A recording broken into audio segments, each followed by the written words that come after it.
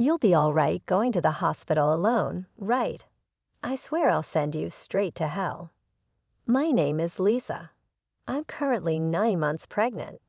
It's my first time giving birth, so while I'm filled with anxiety, I feel truly blessed about welcoming a new member into our family. My husband David is a white-collar worker and has weekends off. However, he doesn't offer much support around the house or help with shopping.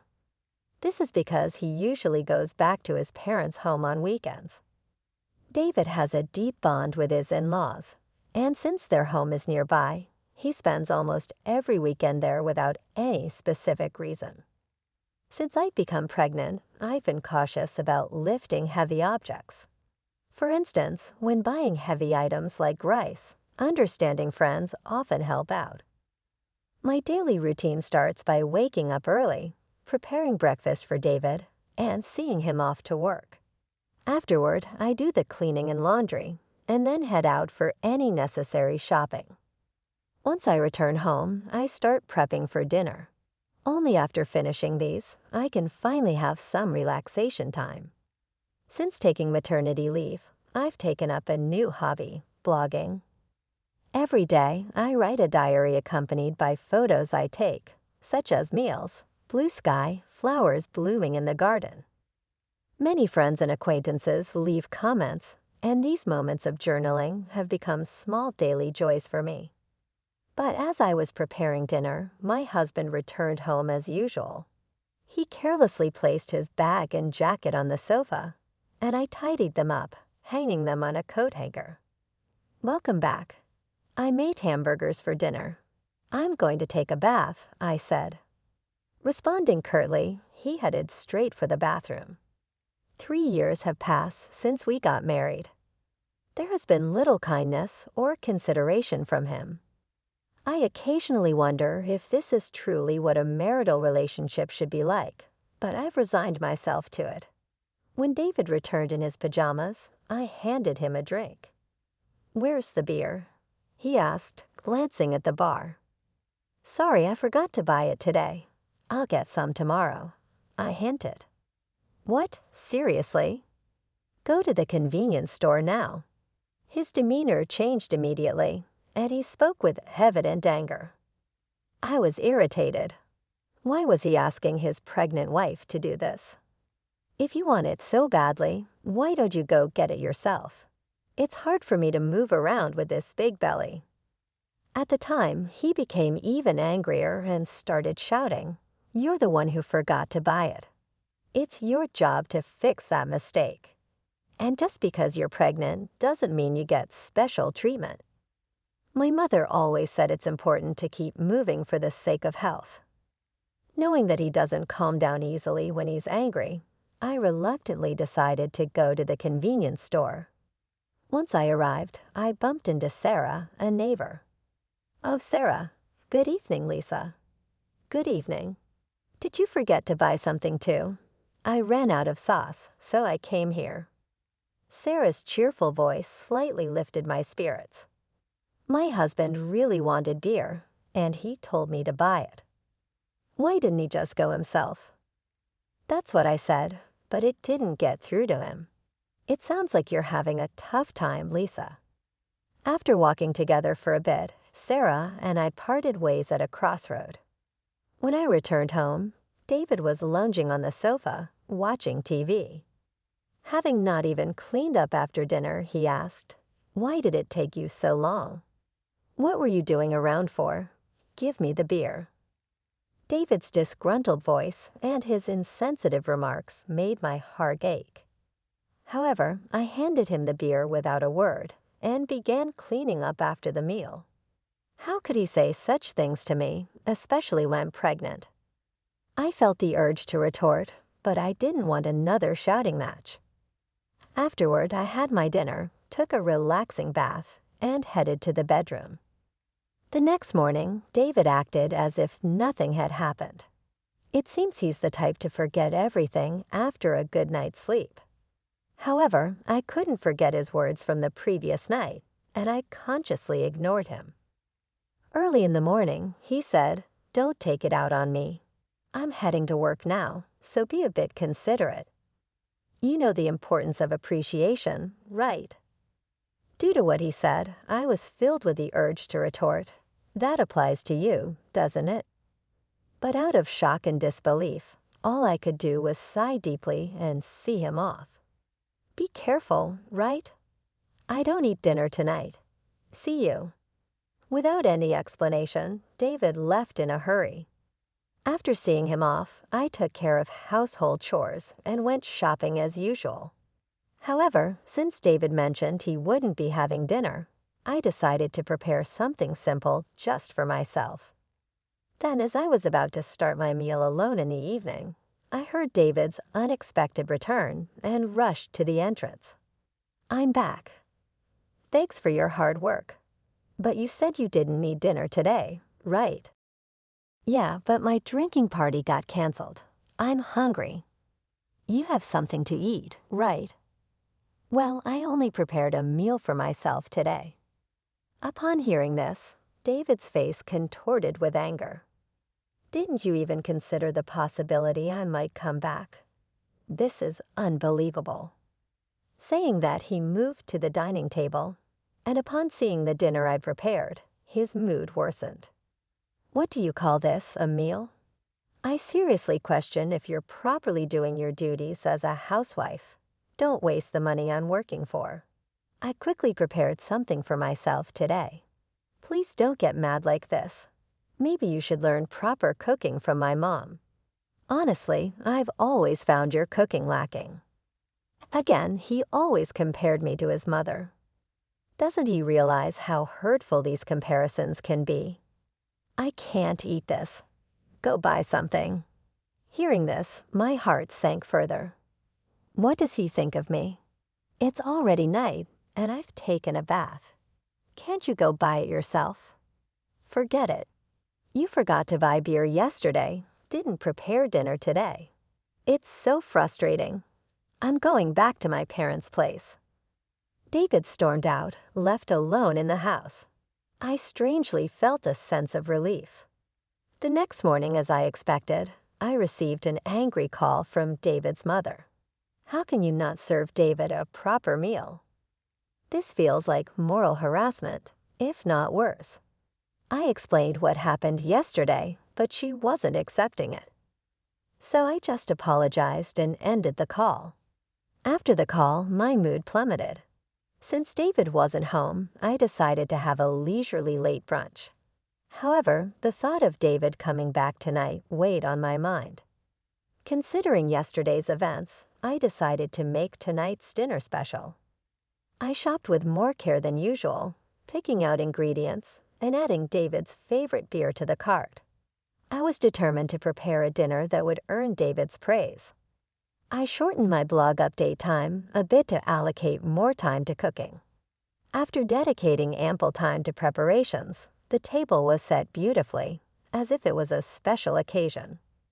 Looking at it, I felt a sense of accomplishment and couldn't help but praise myself. With this, he should definitely be satisfied. I waited patiently in the dining room for David to come home, but as time passed, there was no sign of him. I tried contacting him several times via my smartphone, but there was no response, and I became more worried as the clock continued to tick. 1 hour, then 2 hours passed, and I began to get anxious. Did he possibly go to his parents' house? Thinking this, I called David's parents to check, but they said he hadn't come there either. I tried calling David multiple times, but still, there was no response. As midnight approached, just when I was considering contacting the police, a staggering David returned home.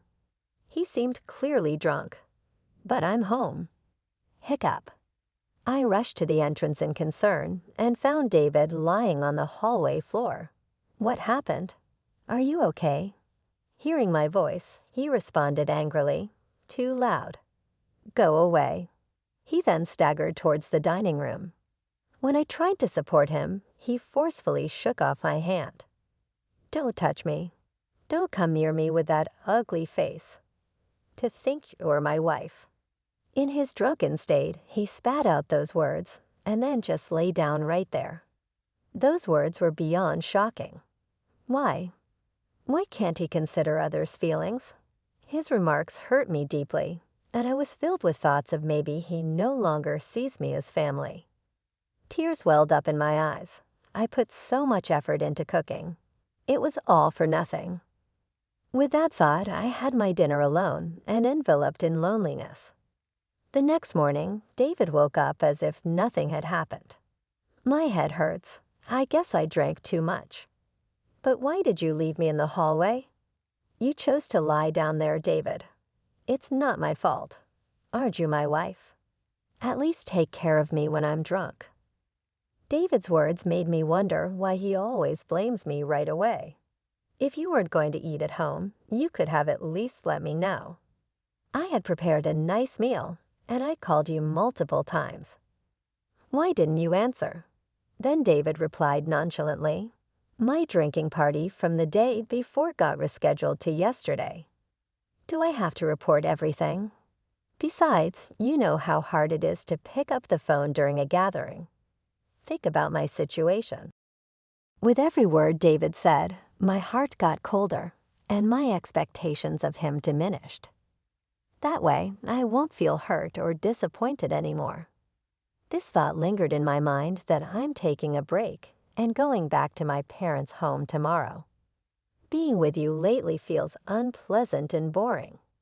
Seeing David's attitude of looking down on me made me increasingly consider the option of divorce. Our baby is too soon. My heart races in anticipation, even though I've heard stories about the pains of labor from friends. My excitement to meet the new life inside me overshadows those concerns. The neighbors often encourage me with words like, "It's just a little while longer," which brightens my mood. Hey, want to go on a family trip soon? After David returned home, he made a surprising suggestion. Really? But I'm talking about a family trip. My mom and dad want to join. I was taken aback. Why would parents make such a proposal? Tensions exist between me and David's parents whenever there's an issue concerning David. They tend to blame me, like the previous phone call incident.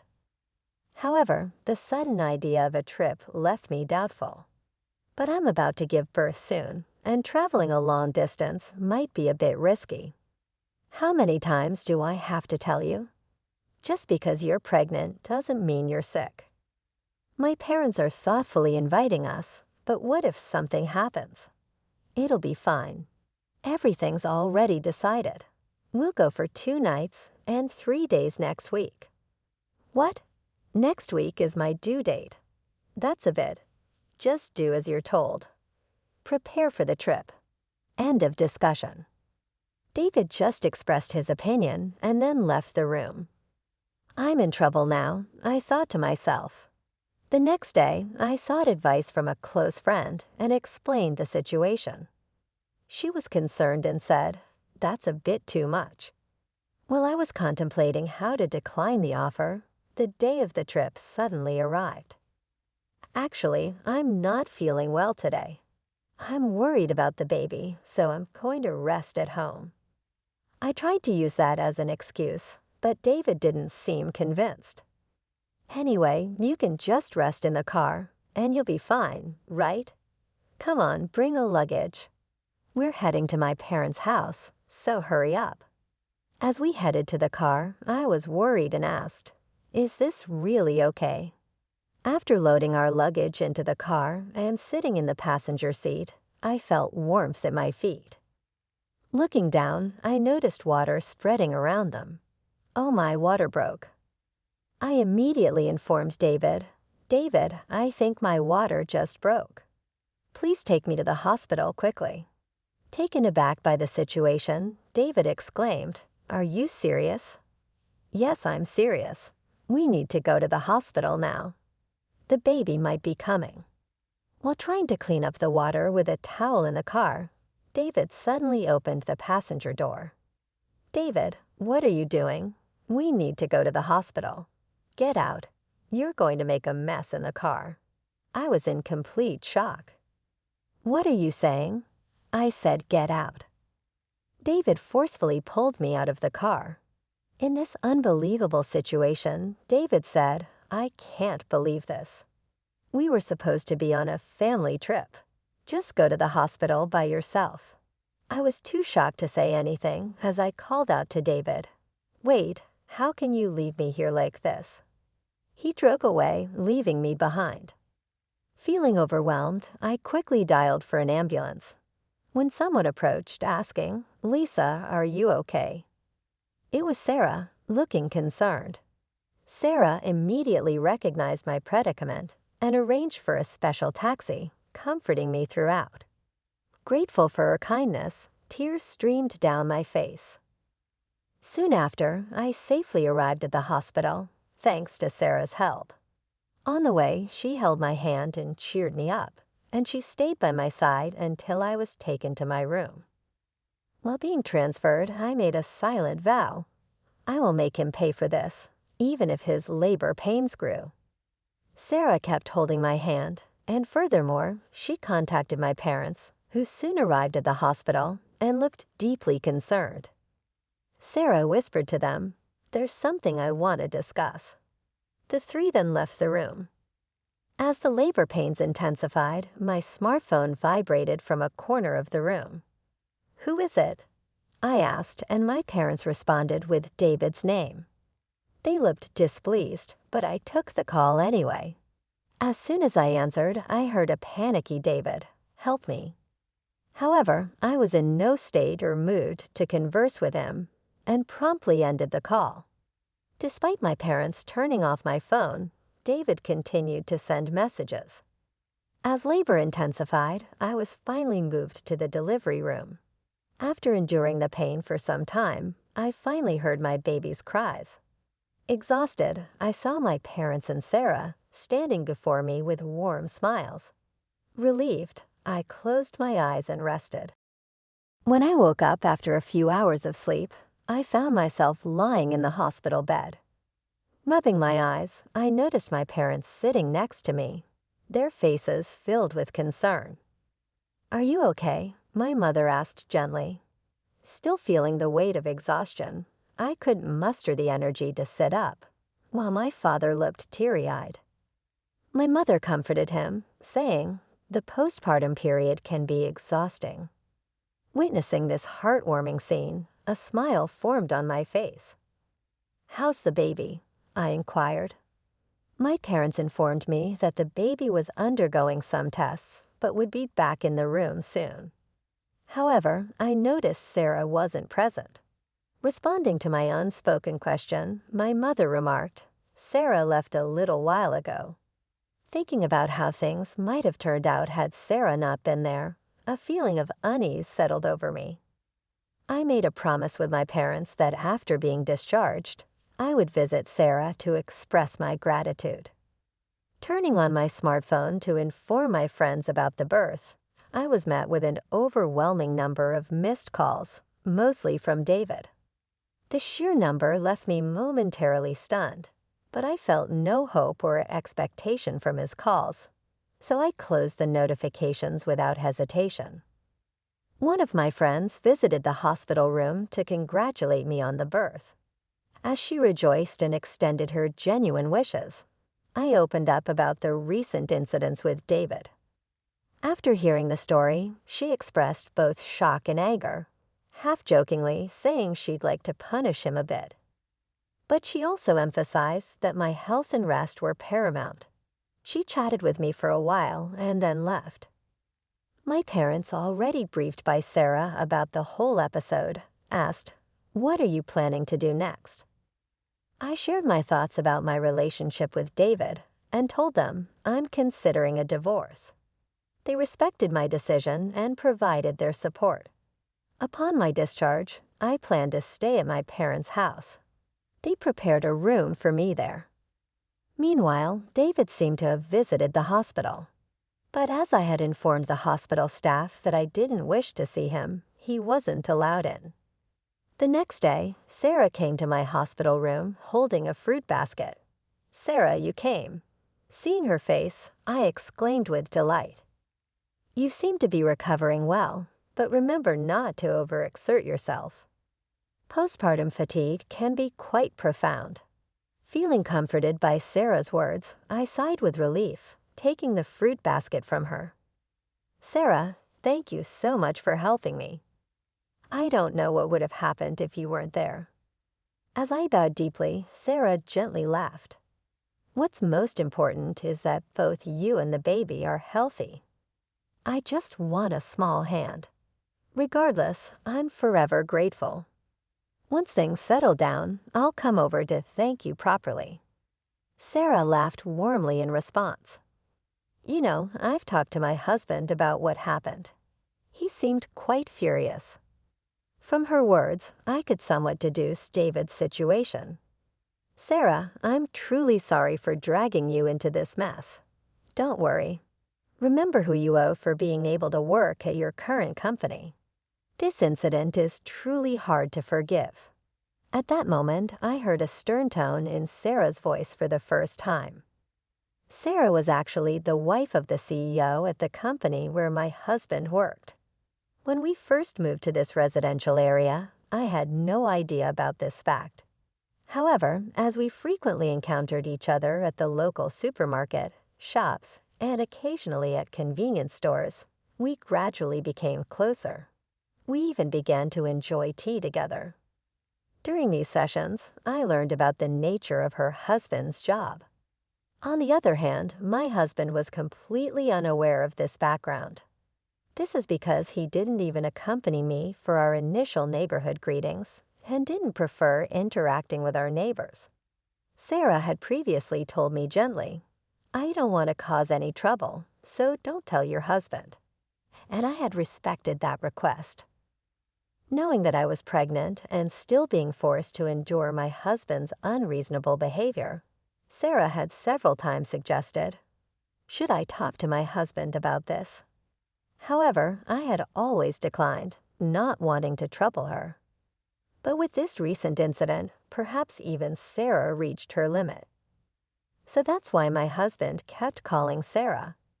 "I really can't thank you enough for everything." Sarah's strong words made me realize how fortunate I was to have someone who'd go to such lengths for me. I couldn't help but tear up. Seeing my reaction, Sarah once again gave me a warm smile. "Lisa, you're a dear friend to me. I can't just stand by and watch when something like this happens to a friend." Our conversation was filled with heartfelt smiles. However, my husband's messages didn't stop, despite the barrage of notifications online. I consciously ignored them all. Thinking about the divorce made my mind clear, and all I wanted was to think about how to live my life with my baby. As I was preparing to leave the hospital, a close friend visited my room, handing me her smartphone and saying, "I want you to see this." Displayed on her phone was a post that had become a major topic on a certain social media platform. When I asked, "What's this about?" she informed me that she had posted about my husband's recent actions on social media. My friend had a significant influence on social media with a massive follower count. One day, she received a reply to one of her posts. The follower who replied had, by chance, captured a video of the scene where I was yelled at by my husband after being let out of the car.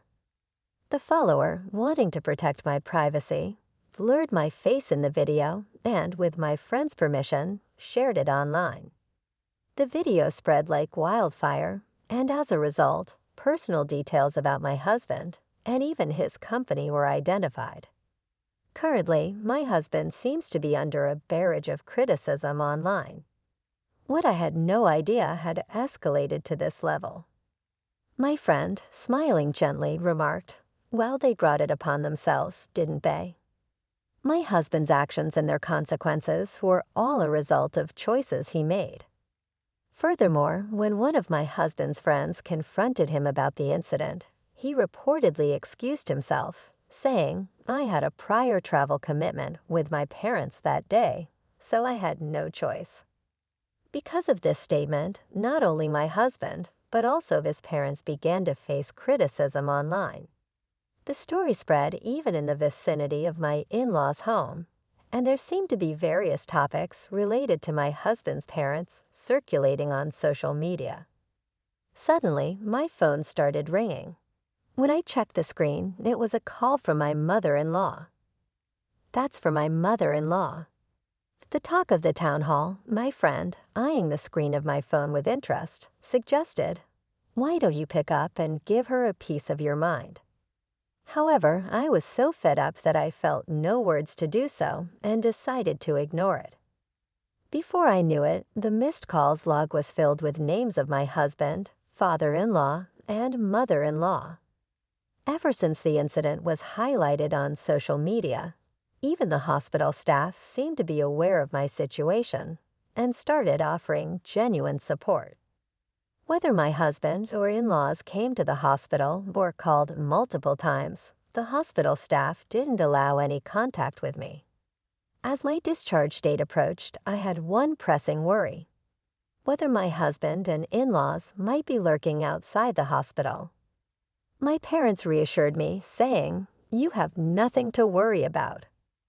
But the thought of my precious baby being in danger left me anxious. However, that concern was quickly dispelled on the day of my discharge. As my parents were helping me with my belongings, I heard my husband's voice shouting, "Lisa," followed by the loud voices of my in-laws. Suddenly, men in black suits surrounded me, forming a protective barrier. As I tried to understand what was happening, one of the men in black suits approached me, gently opening the car door, and said, "Don't worry. We're here on Sir's request to protect you." It seemed my parents were already aware of this, as my mom said, smiling, "Didn't I tell you there's nothing to worry about?" Believing her words, I felt relieved and smoothly got into the car, all the while my husband and in-laws, overwhelmed by the presence of the bodyguards, couldn't come any closer. I can't find the words to express how grateful I am for Sarah supporting me like this.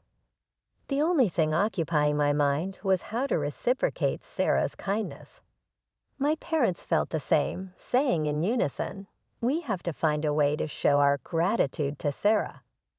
Although my new life began smoothly and pleasant days continued, the contacts from my husband and in-laws never ceased. I mailed them the divorce papers, but there wasn't even a hint of acceptance. One day, my in-laws called our home.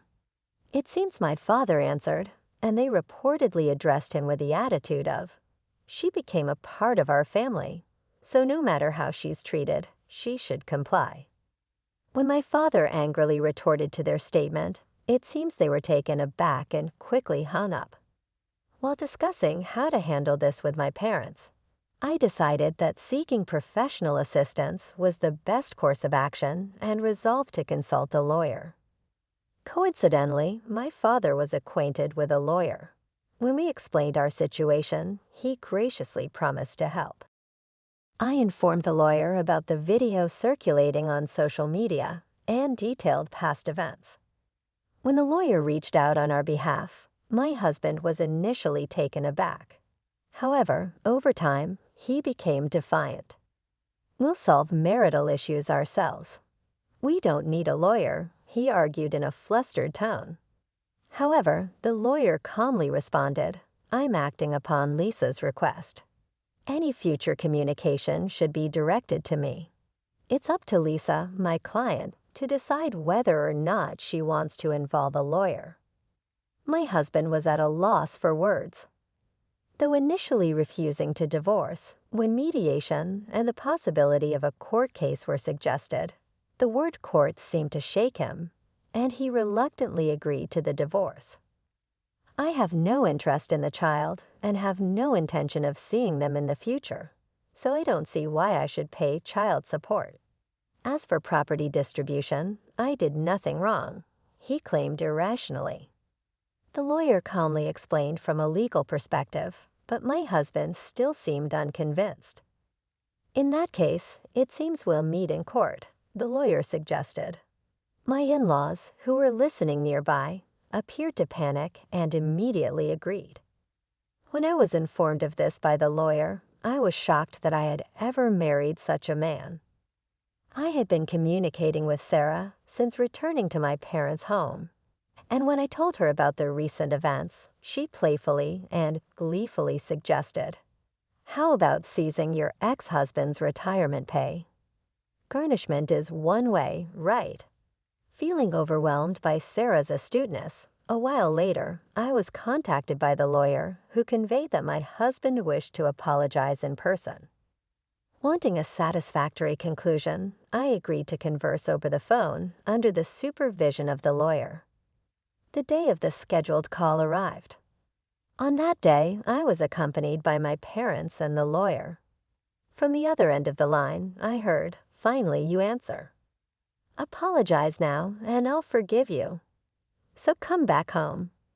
Let's be a couple again. The house is a mess.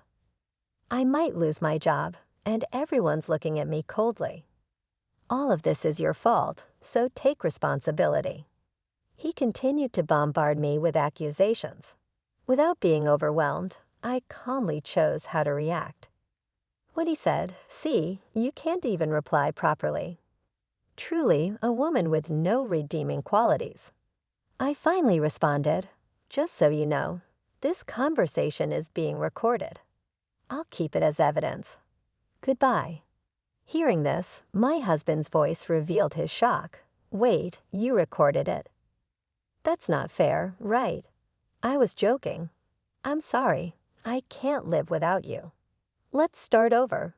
We truly loved each other, right? I promise I'll try harder from now on." After hearing those words, I immediately hung up the phone. With the recorded data in hand, I handed it to the lawyer and asked, "Can you utilize this audio as evidence?" Shaking his head in disbelief, the lawyer remarked, "He truly is an incorrigible man." My parents, feeling the same as me, had firmly decided to sever ties with him. Seeing his behavior filled them more with astonishment and disappointment than anger. At some point, I realized I was slightly enjoying this drama, clinging to the little devilish side of me that emerged. The divorce procedures with my husband concluded smoothly. Both the property distribution and child support agreements went forward without a hitch, and the turmoil began to subside. Due to the information Sarah shared with her husband, the president of my ex-husband's company, he was promptly disciplined. The president, known for his family-oriented values, believed that an employee who couldn't protect his family couldn't be trusted by the company. David lost his job, couldn't make housing loan payments, and returned to his parents' home. His reputation was tarnished by the viral video, and he struggled to find stable employment, barely making ends meet with short-term part-time jobs.